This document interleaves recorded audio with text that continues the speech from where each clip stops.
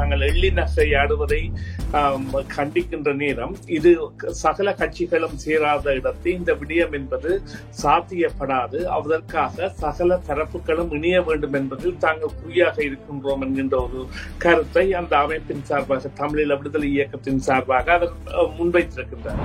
தமிழரசு கட்சி மற்றும் தமிழ் தேசிய முன்னணி போன்ற கட்சிகளும் இந்த விவகாரத்தில் இணைந்து பயணிக்க வேண்டும். இல்லாத விடத்தில் இது ஒரு பொழுதுபோக்கான விடயமாக போய்விடும் அல்லது தங்கள் எதிர்பார்க்கின்ற முடிவை தராமல் போய்விடும் போன்ற விடயங்களை அவர் கூறியிருக்கிறார்.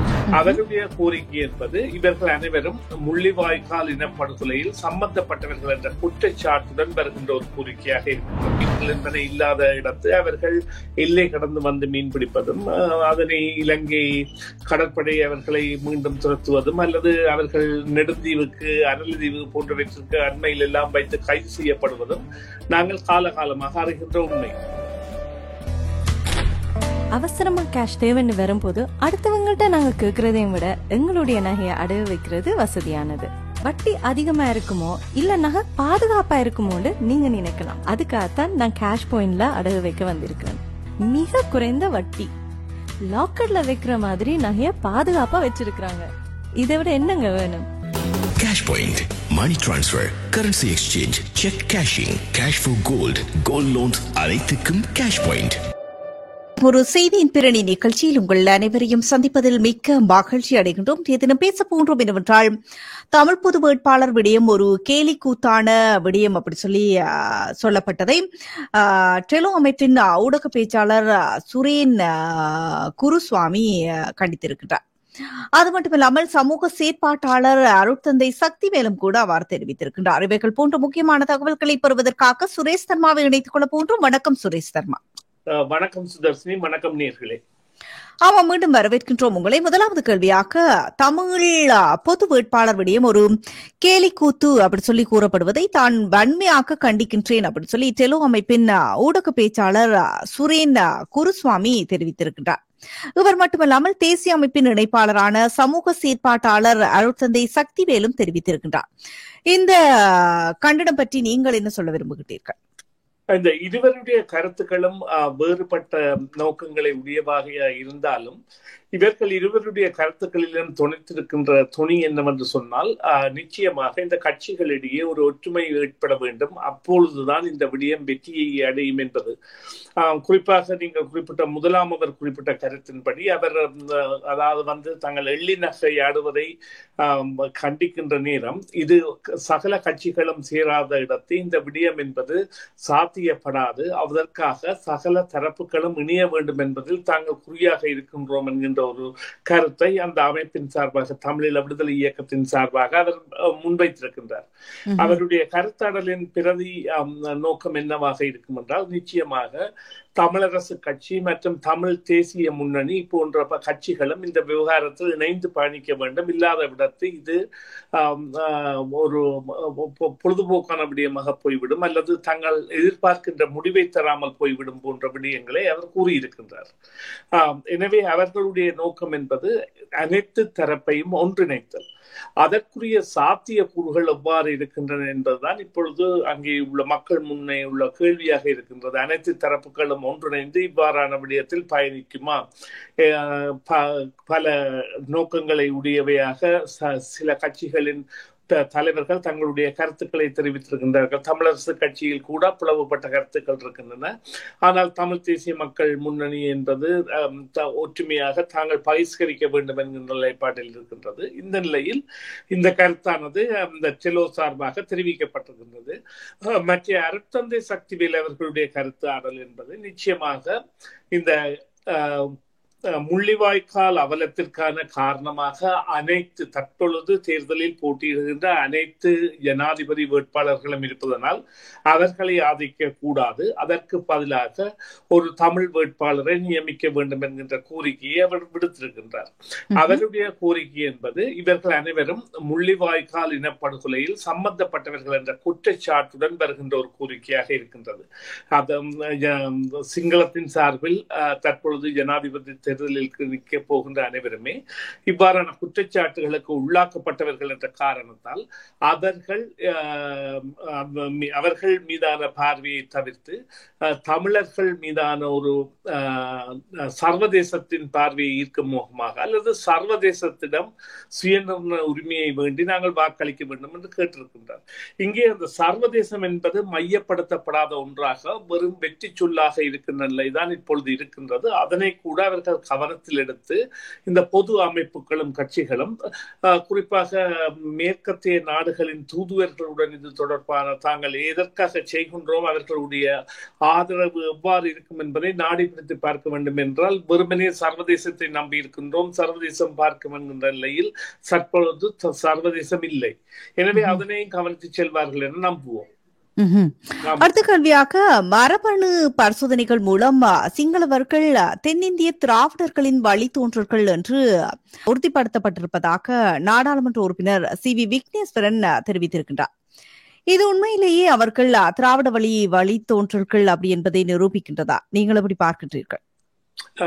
உண்மையிலேயே அவர் இப்பொழுது இந்த விவகாரத்தை எதற்காக எடுத்திருக்கின்றார் என்பது, அதாவது அங்க ஒரு தென்னிலங்கை அரசியல்வாதி தெரிவித்த கருத்திற்கு தான் எதிர்கருத்து தெரிவித்த கருத்தாக இருந்தாலும் சிங்களத்தின் தோற்றம் என்பது எவ்வாறு இடம்பெற்றது, அதன் கலப்பு மொழிகளாக பாலி, தமிழ் போன்றவை இருப்பன போன்ற பல நிரூபணங்கள் இருக்கின்ற பொழுதும் இந்த திராவிட இன சம்பந்தம் என்பது, திராவிடர்கள் என்பது கூட்டு இனம், அதாவது தமிழர்கள், தெலுங்கர்கள், கன்னடர்கள், மலையாளிகள் என்கிற 4 கூட்டு மொழிகளை கொண்டது, 4 மொழிகளை கொண்டது.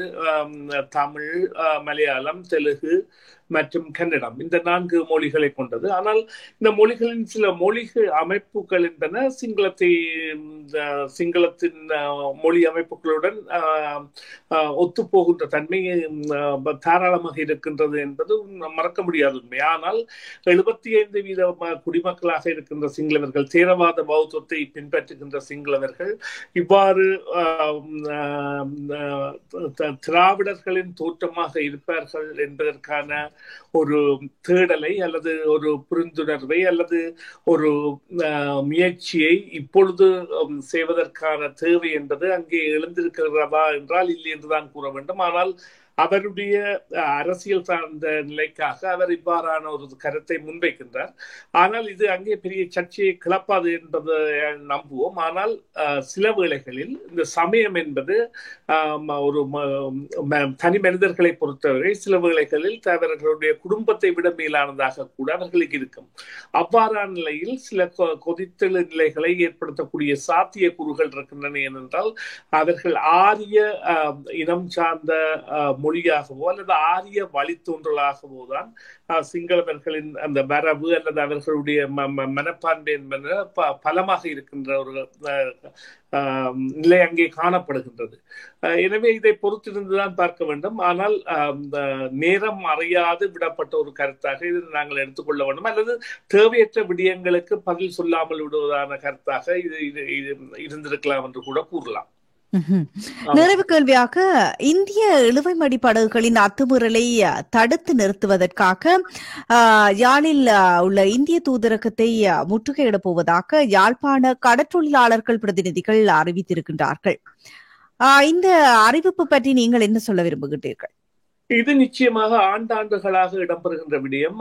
அவர்களை பொறுத்தவரையில், தமிழக மீனவர்களை பொறுத்தவரையில் அவர்களுடைய கடல்களில் மீன்கள் இல்லை, ஆழமான, அதாவது அவர்களுடைய மீன்பிடி படகுகள் போன்றவற்றால் அங்கே உள்ள மீன்கள் என்பன இல்லாத இடத்து அவர்கள் எல்லை கடந்து வந்து மீன் பிடிப்பதும், அதனை இலங்கை கடற்படை அவர்களை மீண்டும் துரத்துவதும் அல்லது அவர்கள் நெடுந்தீவுக்கு, அரளிதீவு போன்றவற்றிற்கு அண்மையில் எல்லாம் வைத்து கைது செய்யப்படுவதும் நாங்கள் காலகாலமாக அறிகின்ற உண்மை. அவ்வளவு நெருக்கமாக கூட வந்து மீன் பிடிக்கிற அளவிற்கு, அதாவது கச்சதீவை கடந்து கூட வந்து மீன் பிடிக்கின்ற அளவிற்கு அவர்களுக்கான தேடல் இருக்கின்றது, அவர்களுக்கு மீன் வளம் இல்லாத குறை இருக்கின்றது. அந்த நிலையில் பாதிக்கப்படுபவர்களாக இருப்பவர்கள் பெரும்பான்மையாக வட மாகாணம் சார்ந்த மீனவர்கள். இப்பொழுது பெரும்பான்மையின மீனவர்களுக்கு இந்த பிரச்சனை இல்லை என்றால் இவர்களுக்கும் அந்த தண்ணீர் நாங்கள் இப்பொழுது கதைத்துக் கொண்டிருக்கின்ற பிரதேசத்திற்கும் இடையிலான அந்த கடல் என்பது சம்பந்தமில்லாத கடல். இது வட மாகாண மீனவர்களுக்கும் மற்றும் தமிழக மீனவர்களுக்கும் இடைப்பட்ட கடற்பகுதி தான் இந்த கடற்பகுதி. எனவே இந்த கடற்பகுதியில் இவ்வாறான சந்தர்ப்பங்கள் நிச்சயமாக வடக்கு மீனவர்களின் வாழ்வாதாரத்தை, அவர்களின் பொருளாதாரத்தை, அவர்களின் இருப்பை கேள்விக்குறியாக்குகின்ற நிலையில் அவர்கள் இதற்கு எதிராக போராடுகின்றவர்களாக மாறி வருகின்றார்கள், போராடுகின்றார்கள். இதன் காரணமாக அவர்கள் அந்த அரசின் மீன் பிடித்துறை அமைச்சராக இருக்கிற டக்ளஸ் தேவானந்தா உடன் இணைந்து கூட போராடுகின்ற அளவிற்கு செல்கின்றார்கள். இதற்கான காரணம் இந்த நடவடிக்கைகள் கண்டும் காணாமலும் விடப்படுகின்ற ஒரு நிலை அங்கே இருக்கின்றது. எனவே இந்த நிலை என்பது நிச்சயமாக கணக்கில் எடுக்கப்பட வேண்டும் என்றால், இப்பொழுது அந்த பருவகாலம், இந்த மீன்பிடி தடை எடுக்கப்பட்டு ஆழ்கடல் மீன்பிடிகள் எல்லாம் அனுமதிக்கப்படுகின்ற நிலையில் தங்களுடைய மீன்வளத்தை சூறையாடுகின்ற ஒரு நிலையை தடுப்பதற்காக அவர்கள் இவ்வாறான போராட்டத்தை ஈடுபடுகின்றார்கள். இது தமிழக மீனவர்களுக்கு எதிரான போராட்டம் அல்ல, தங்களுடைய இருப்பை தக்க வைப்பதற்கான போராட்டமாக நாங்கள் எடுத்துக்கொள்ள வேண்டும். அவர்கள் அவ்வாறுதான் அதனை கருதி செய்கின்றார்கள். இது தொடர்பான பேச்சுவார்த்தைகளில் கூட கடந்த காலங்களில் தமிழக மீனவர்களுடன் ஈடுபட்டிருக்கிறார்கள். தற்பொழுது அரசின் உதவியையும் இந்திய தூதரகத்தின் உதவியையும் இந்த விவகாரத்தில் நாடி இருக்கின்றார்கள் என்பதைத்தான் நாங்கள் இதில் காணக்கூடியதாக இருக்கின்றது. நன்றி. உங்களுடைய தகவல்களுக்கு அந்த கேள்வி இன்றைய நிகழ்ச்சியின் நிறைவு கேள்வியாக அமைந்தது. நன்றி சுரேஷ் தர்மா. மீண்டும் ஒரு பொழுதில் சந்திக்கலாம். நன்றி, வணக்கம். நன்றி சுதர்ஷினி. நன்றி நேயர்களே. மீண்டும் ஒரு பொழுதில் சந்திப்போம். சிஎம்ஆர் யூடியூப் சேனலில் இணைந்திருக்கும் நேயர்கள் அனைவருக்கும் எமது நன்றி. காமெண்ட்ஸ் பகுதியில் உங்கள் கருத்துக்களை தெரிவிக்க தவறாதீர்கள். முக்கிய செய்திகள், காணொளி தொகுப்புகள், நேர்காணல் என பலதரப்பட்ட அம்சங்களையும் உங்களுக்காக தருகின்றது சிஎம்ஆர் யூடியூப் சேனல். சிஎம்ஆர் என்று சர்ச் செய்து எமது யூடியூப் சேனலை சப்ஸ்கிரைப் பண்ணுங்கள். உங்கள் உற்றார் உறவினர் நண்பர்களோடும் இந்த காணொளி தொகுப்புகளை பகிர்ந்து கொள்ளுங்கள். அருகில் இருக்கின்ற முக்கிய காணொளி தொகுப்புகளையும் தவறவிடாமல் பாருங்கள்.